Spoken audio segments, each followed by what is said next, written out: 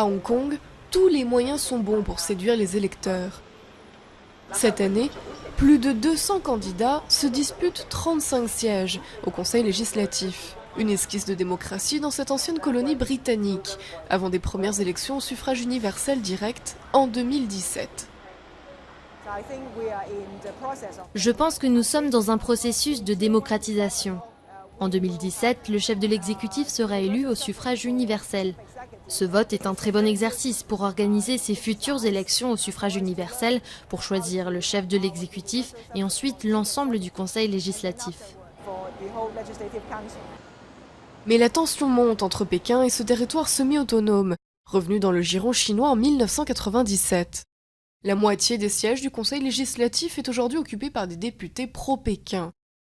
Face à eux, les partis pro-démocrates mettent en doute les intentions du gouvernement et dénoncent un système électoral qui les défavorise.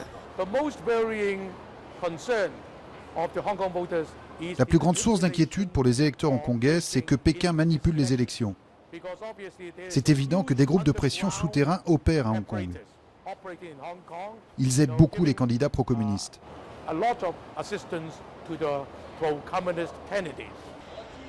Le gouvernement hongkongais assure que la transition vers le suffrage universel est en bonne voie. Mais d'après certains analystes, les groupes soutenant le régime chinois gardent toutes les cartes en main. Malheureusement, le processus de démocratisation est contrôlé par Pékin. Et les décisions reviennent au gouvernement pour toutes les propositions politiques majeures. Une situation dénoncée par de plus en plus de Hongkongais. En juillet, 90 000 personnes sont descendues dans les rues pour protester contre des cours de patriotisme chinois, imposés par les autorités dans les écoles.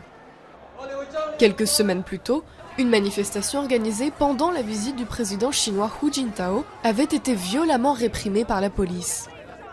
Un mécontentement qui a peu de chances de se traduire dans les urnes.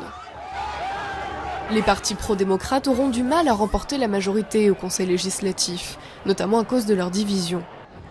Reste aux citoyens hongkongais la rue pour continuer à clamer haut et fort leurs revendications.